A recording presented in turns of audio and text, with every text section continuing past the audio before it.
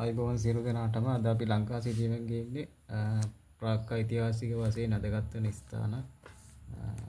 ඉතින් මේ වීඩියෝ ඔයගලන්ට වැදගත් වෙනවා නම් channel එක subscribe කරන්න කියලා ඉල්ලීමක් කරනවා. ඒ වගේම ළඟ ඉන O-level විභාගයට මේ සිතියන් අනිවාර්යයෙන්ම වැදගත් වෙයි කියන එක මතක තියාගන්න.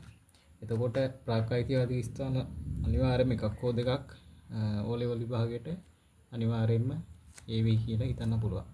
එතකොට මෙන්න මේ උඩින්ම තියෙනවා ප්‍රාග් ඓතිහාසික ස්ථානය. මේකට අලිමංකඩ කියලා කියනවා. එහෙම නැත්නම් එලිෆැන්ට් පාස් කියන නමින් හඳුන්වන්නේත් මෙතන තියෙන අලිමංකඩ. ඊට පස්සේ මෙතන මේ ඉරණමඩු වැව කිට්ටුව තියෙනවා. ඉරණමඩු වැවට මෙහා පැත්තෙන් තියෙන ඉරණමඩු.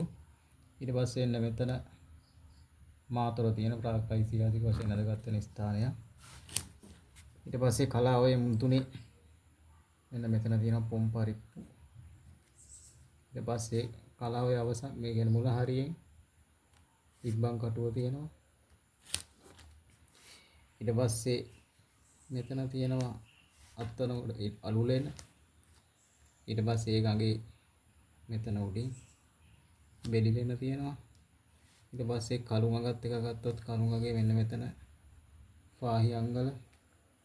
ඊට පස්සේ වලබේ ගඟත් එක්ක මෙතන තියෙනවා උඩරංචාවටම.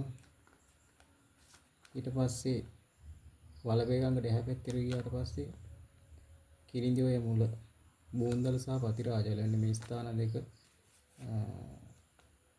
වෙරළාසි තෙරිමාන වාසස්ථාන. ඊට පස්සේ මේකත් වෙරළාසි තෙරිමාන වාසස්ථානය මිනිහාගල් කන්ද. ඊට පස්සේ අපිට මේ පැත්තට ගියාට පස්සේ මහවැලි ගඟත් එක්ක මෙන්න මෙතන තියෙනවා එක කිට්ටුව දෙකක්. උඩින් තියෙන්නේ බණ්ඩාරවෙල, යටින් තියෙනවා රාවණායල. බණ්ඩාරවෙල රාවණායල ඒ කිට්ටුවෙම තමයි හෝටන් තැන්න කියන ප්‍රාග් ඓතිහාසික ස්ථානෙත් තියෙන්නේ. ඊට පස්සේ අපි මෙතනට ගියොත් යාන්නොය කිට්ටුවෙන් තියෙනවා සීගිරිය අලිගල පොතාන කියන ස්ථාන. ඊට පස්සේ මේක ප්‍රාග් ඓතිහාසික වශයෙන් ස්ථානයක් නේ. මම ඒත් ලකුණු කරා මෙතන මුල්ලේ තියෙන පෙඩ්රික් කොටුව කියන ස්ථානය.